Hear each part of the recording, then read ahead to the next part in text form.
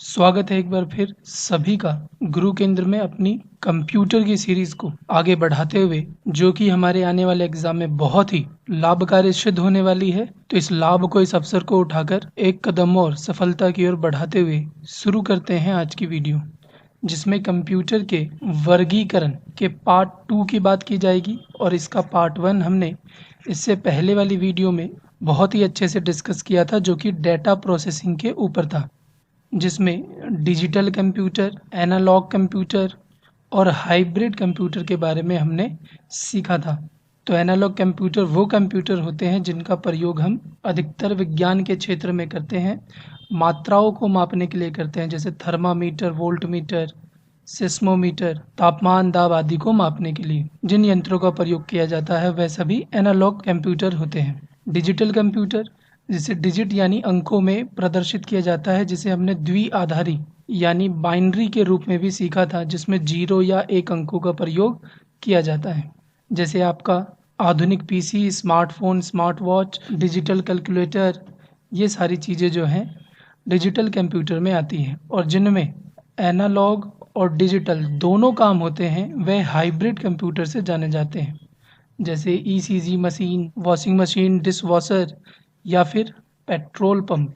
कई बार आपने petrol pump को देखा होगा, उसमें 2 तरह की चीज़ें आपको दर्शाई जाती है, एक तेल की मात्रा और उसका प्राइस भी आपको बगल में शो करेगा।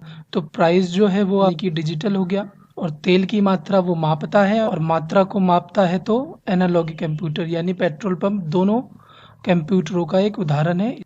तो इसी प्रकार आज हम कंप्यूटर का वर्गीकरण करेंगे, जो कि उसके आकार, मूल्य और कार्य के आधार पर होगा, जिसमें super computer, main frame computer, mini computer, micro computer के बारे में पढ़ेंगे और इनके कार्यों को भी समझेंगे। लेकिन इन सभी कंप्यूटरों को समझने के लिए आपको माइक्रो प्रोसेसर की जानकारी होनी चाहिए। तो माइक्रो प्रोसेसर की जानकारी लेने के बाद हम सुपर कंप्यूटर को समझेंगे और फिर इनके कार्यों को भी अच्छे से पढ़ेंगे।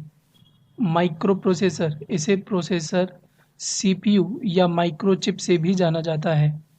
यह कंप्यूटर का मस्तिष्क होता है, यानी कि ब्रेन कहते हैं इसे। अगर एग्जाम में पूछे कि कंप्यूटर का ब्रेन किसे कहा जाता है, तो माइक्रो प्रोसेसर यानी कि सीपीयू को। यह सभी प्रोग्राम निर्देशों का एग्जीक्यूशन करता है, यानी कि ऑब्जर्व करता है, यानी कि जो भी डाटा आपकी तरफ से दिया जाएगा यह उन्हें निर्देशों में रूपांतरित करेगा। इसे फोटोकेमिकल प्रक्रिया द्वारा सिलिकॉन चिप से बनाया जाता है, और सिलिकॉन चिप यानी कि आईसी चिप में अर्धचालक यानी सेमीकंडक्टर जैसे सिलिकॉन और जर्मेनियम का प्रयोग किया जाता है। लेकिन वर्तमान में नवीनतम अर्धचालक, जिसे गैलियम और आर्सेनिक के मिश्रण से बनाया गया है, का प्रयोग भी किया जाने लगा है। तो ये भी आप ध्यान रखें। बात करें आईसी की, तो इसे आप अच्छे से समझ नोट्स के रूप में लिखें कि सिलिकॉन चिप जब ट्रांजिस्टर या अन्य उपकरण लगाए जाते हैं तो इलेक्ट्रिकल सर्किट का निर्माण होता है, यानी कि सिलिकॉन चिप और ट्रांजिस्टर मिलकर इलेक्ट्रॉनिक सर्किट का निर्माण करते हैं। और इसी इलेक्ट्रॉनिक सर्किट को आप आईसी यानी कि इंटीग्रेटेड सर्किट भी कहते हैं। जिसकी खोज पूछी जाए तो यह 1958 में जे.एस. किल्बी द्वारा निर्मित किया गया था, तथा ट्रांजिस्टर का आविष्कार सर्वप्रथम 1947 में बेल लेबोरेटरीज में जॉन बार्डिन, विलियम शॉकले और वाल्टर ब्रेटन ने की। अब सवाल ये उठता है कि चिप बनाने के लिए सिलिकॉन या फिर अर्धचालक का ही प्रयोग क्यों किया जाता है। तो अर्धचालक में एक विशेष गुण होता है जिसे आपको ध्यान रखना है। अर्धचालक में ताप बढ़ाने पर इसकी जो चालकता है, कंडक्टिविटी है, वो बढ़ती है। यानी जैसे जैसे टेम्परेचर बढ़ेगा इसकी कंडक्टिविटी, चालकता और बढ़ती जाएगी। तो इस गुण की वजह से अर्धचालक का प्रयोग सिलिकॉन चिप या फिर आईसी बनाने में प्रयोग किया जाता है। और भारत में सिलिकॉन वैली पूछी जाए, यानी कि जहाँ पर कंप्यूटर संबंधित कार्य, चिप संबंधित कार्य सबसे अधिक होते हैं, तो वह है बेंगलोर, जिसे आपको ध्यान रखना है। यानी कि सिलिकॉन वैली बेंगलोर को कहते हैं। अब आईसी चिप का प्रयोग करने से हमें क्या लाभ प्राप्त होगा, इसे भी जानना ज़रूरी है। तो जब कंप्यूटर की पहली पीढ़ी चल रही थी तो वहाँ पर निर्वात ट्यूब का प्रयोग किया जाता था, जो कि बहुत अधिक स्थान घेरते थे। दूसरी पीढ़ी में ट्रांजिस्टर का प्रयोग हुआ, लेकिन अभी भी इन कंप्यूटरों का आकार बहुत बड़ा था। लेकिन जैसे ही तीसरी पीढ़ी में आईसी चिप प्रयोग आरंभ हुआ तो यह कंप्यूटर में एक क्रांति साबित हुआ, जिससे कंप्यूटर पहले से सस्ते, छोटे और उपयोग में आसान हो गए। यानी कि अगर आईसी का प्रयोग तीसरी पीढ़ी में नहीं होता तो आज अपने घर में आप जो डेस्कटॉप कंप्यूटर या फिर मोबाइल आदि देख रहे हैं, ये भी संभव नहीं था। तो अगर एग्ज़ाम में आपसे पूछे कि किस पीढ़ी में आईसी का प्रयोग सर्वप्रथम किया गया, तो तीसरी पीढ़ी में। और जब तीसरी पीढ़ी में आईसी का प्रयोग किया गया तो उस समय एसएसआई और एमएसआई यानी कि स्मॉल स्केल इंटीग्रेशन और मीडियम स्केल इंटीग्रेशन का प्रयोग किया जाता था, जिसमें एसएसआई की बात की जाए तो इसमें 100 से भी कम आईसी का प्रयोग इसमें किया जाता था। और 100 से 1000 की रेंज में अगर आईसी का प्रयोग करते थे तो उसे एमएसआई यानी तीसरी पीढ़ी का कंप्यूटर माना जाता था। इसी प्रकार चौथी पीढ़ी में वीएलएसआई का प्रयोग किया जाने लग गया, यानी कि वेरी लार्ज स्केल इंटीग्रेशन, जिसमें आईसी चिपों की रेंज जो होती थी वह 10,000 से 1 लाख तक होती थी। और यही रेंज जब 1 लाख से अधिक हुई तो इसे यूएलएसआई से जाना गया, यानी कि अल्ट्रा लार्ज स्केल इंटीग्रेशन। और इसी को आप पंचम पीढ़ी यानी कि आधुनिक पीढ़ी के नाम से भी जानते हैं। यानी कि समय जैसे जैसे बढ़ता गया वैसे वैसे हम आईसी चिपों का प्रयोग और अधिक मात्रा में करते गए और अपने कंप्यूटर की क्षमता को, दक्षता को बढ़ाते गए। और इसी के रूप में आज हमें सबसे अधिक शक्तिशाली कंप्यूटर यानी कि सुपर कंप्यूटर प्राप्त हुआ है। तो इसे ज़रूर ध्यान रखें कि तीसरी पीढ़ी में हम एसएसआई और एमएसआई का, और चौथी पीढ़ी में वीएलएसआई का, पंचम पीढ़ी में यूएलएसआई, अब तो करोड़ों में प्रयोग किया जाता है, जिसे एसएलएसआई भी कहा जाता है, यानी कि सुपर लार्ज स्केल इंटीग्रेशन। और ये दोनों पंचम पीढ़ी का ही भाग है। तो अगर आप एक माइक्रो प्रोसेसर का प्रयोग कर रहे हैं तो इसे माइक्रो कंप्यूटर कहते हैं। और जब कई माइक्रो प्रोसेसर का प्रयोग करेंगे तो मिनी कंप्यूटर का निर्माण होगा। और बहुत सारे मिनी कंप्यूटर यानी मिनी कंप्यूटर का जो समूह है यह मेन फ्रेम कंप्यूटर कहलाता है। और मेन फ्रेम कंप्यूटर को मिलाकर सुपर कंप्यूटर का निर्माण होता है। यानी सुपर कंप्यूटर जो है ये अब वर्तमान में सबसे अधिक शक्तिशाली कंप्यूटर माना जाता है। तो अब बात करें सुपर कंप्यूटर की, तो यह हजारों प्रोसेसर को एक साथ समांतर क्रम में जोड़कर बनाया जाता है। और यह आकार में सबसे बड़े तथा प्रोसेसिंग में सबसे तेज होते हैं। और इनकी तीव्रता यानी कि गति जो है वह फ्लॉप्स में मापी जाती है। और वर्तमान में जो सुपर कंप्यूटर है यह इतने फास्ट हो गए हैं कि इनकी गति पेटा फ्लॉप्स में मापी जाती है। और एक पेटा फ्लॉप्स जो है यह 10 की पावर 15 फ्लॉप्स के बराबर होती है। इनका प्रयोग वैज्ञानिक अनुसंधान जैसे मौसम विज्ञान, अंतरिक्ष यात्रा, एनिमेशन, चलचित्र, डेटा की सुरक्षा आदि के लिए किया जाता है।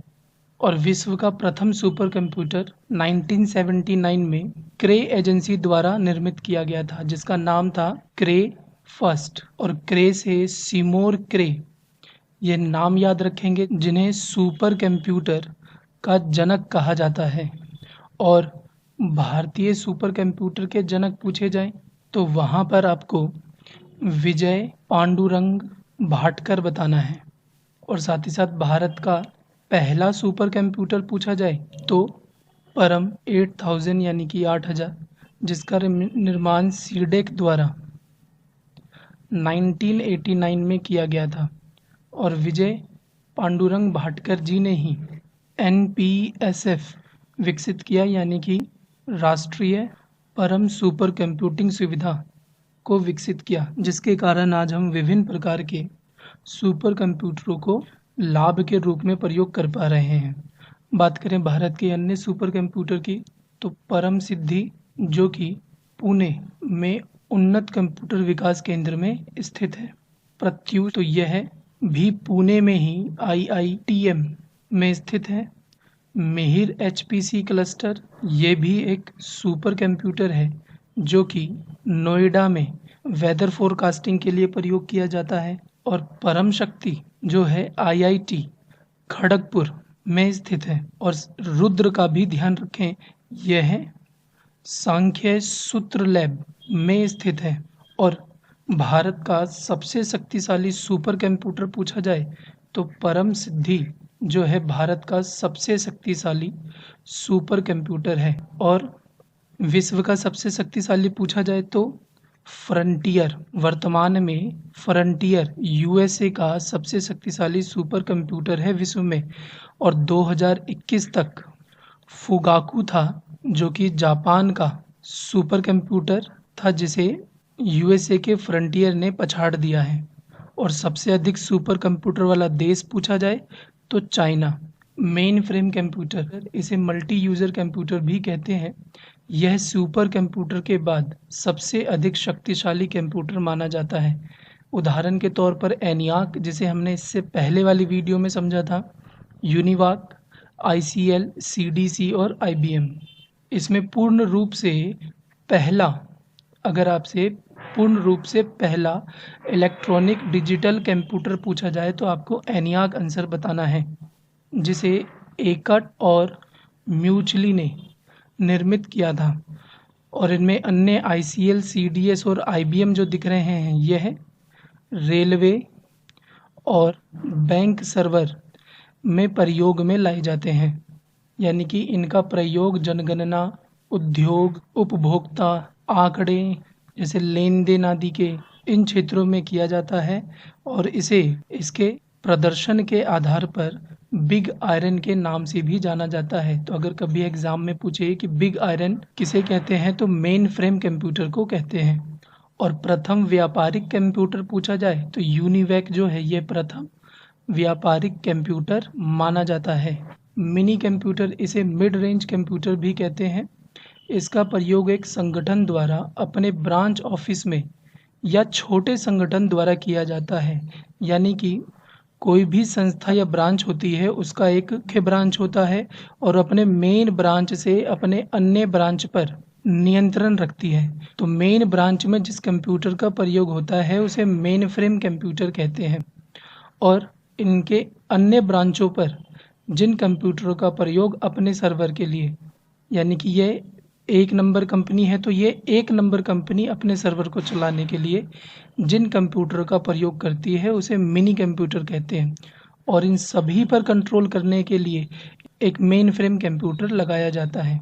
यानी अपने संगठन द्वारा मुख्यालय में मुख्य सर्वर के रूप में अगर कंप्यूटर प्रयोग होगा तो मेन फ्रेम कंप्यूटर, और अपने ब्रांचेस शाखाओं में कंप्यूटर प्रयोग होगा तो मिनी कंप्यूटर, जिसके उदाहरण है PDP-8, VEX 800, मैग्नम, जिसे आपको ध्यान रखना है। और याद रखें PDP-8 जो है यह विश्व का प्रथम मिनी कंप्यूटर है। माइक्रो कंप्यूटर, इनका प्रयोग सर्वप्रथम चौथी पीढ़ी में आरंभ हुआ। यानी कि तीसरी पीढ़ी में IC को यानी चिपों को निर्मित किया गया, जिससे इनका आकार छोटा हुआ। और चौथी पीढ़ी में यह पूर्ण रूप से हमें दिखाई देने लगे।